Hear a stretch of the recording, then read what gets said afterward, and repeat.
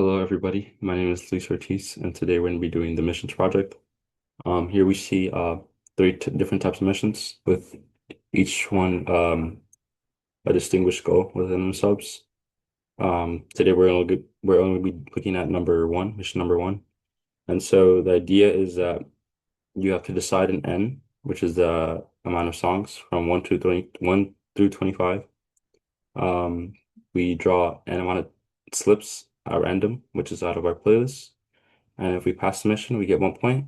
And uh, once passed, we have to look at our n value, which to see if it's the smallest amount, like the smallest minimal amount that we need to pass the mission. And so uh, the mission is basically after that, we're gonna discuss what the least n is, which is the least amount of times we have to pick so that we could pass. We have to look at the chance of getting close to 80%, and just seeing which n is nearly the amount to get 80%. And if you want to play again, how many rounds, how many ends would you choose? So we're gonna be looking at mission number one, which is getting at least two different types of music. And so here, like the idea is very simple. I would be starting off with the mentees, saying that we have 25 songs. Type A songs there is 13, type B is 16, type C is 4, and type 4 is 2, sorry. And so we'd have to pick an N amount of songs, and our mission is to get at least two types of music. And I would start by asking, okay, let's start with N equals 1. Uh, if I pick one song, can I get two types, right? And the student would be like, no, because it's just one song. I'm like, right, if you pick N equals 1, you can't get two songs because you only pick one song. And I'd be like, exactly. So the possibility of passing that is 0% because you can't get two songs just picking one song, right? And so I'd be like, okay, let's try N equals 2. And then the student would say, I think we might pass because we're picking two songs. But then I would follow up with, is it guaranteed? And the student would be like, no, it's not guaranteed because we could pick two songs from A and not A and B or A and C or A and D or two different types of songs. So the probability is that it's not 100%. It's somewhere near like possible, but very low. So then I would follow up with saying how a small n value would be very risky because it doesn't guarantee it. So we also have these graphs here, graph one, two, three, and four. And so I would connect it by showing how like the different amount of ends are in the graph. And so the height is the probability of passing, right? So you see picking two would be at roughly between 60 and 70%. And picking three goes higher, four gets higher, five gets higher, and six gets higher. And here we see an odd one, which it goes up 50% at two, and then three is around 70, and then four is 80, and five is below 80, so it's a bit off. And here we see other ones, they're kind of all linear except number two. And so uh, I would ask, what should the graph look like? And then the student would say, it should start at 0 and go up. And I would say, yes, correct, because it starts at 0.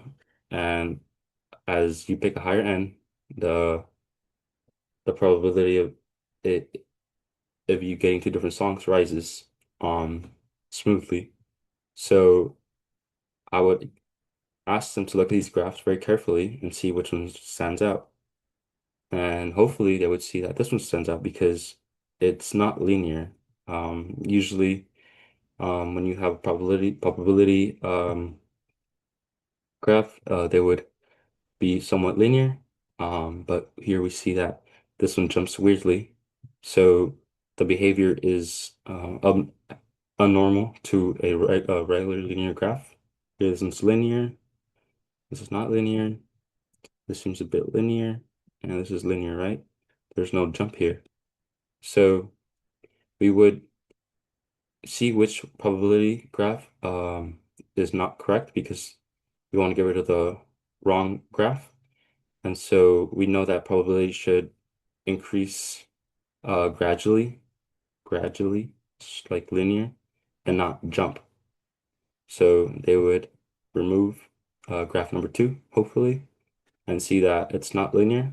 So this probability graph is not connected to the mission that we're looking at. And so I would ask them also, what n do we think would pass this mission, right? So what n do we know would pass this mission at 100%? And so they would see like all the odds. They would see that A is 13, B is 6, C is 4, D is 2. And knowing that A is 13, we know that there's 13 A's in the cup. And picking 14 would actually guarantee success because we would go over the 13 mark of just A, and now we have one more of an extra song, which could be B, C, and D. So 14 would actually pass the graph at 100%. But is 14 the best choice? I would ask. Um, and the student would say something like, yes, it guarantees success. So it would be the best. That's what the student would say. But I would say not always, because in order to win the other teams, we have to get the smallest n. But the only problem with getting a smaller n is that um it's more efficient, but it's also a lot more riskier. So by looking at the graphs, we would see like a good uh 5 to 8 ends would actually guarantee the odds of us reaching around 80% of success, which is pretty high because here we see that 5 is almost 100, 8 is 100, 5 here is 70, it's pretty high. 8 is around 90, very, very high. So that gives around an 80% chance of winning the game. So I would ask, why do you think there are different types of musics? It's connected to like the cultural connection that we make, and they would say to represent different cultures. And the mentor, I would say something like, yeah, so like this activity connects math with the real world.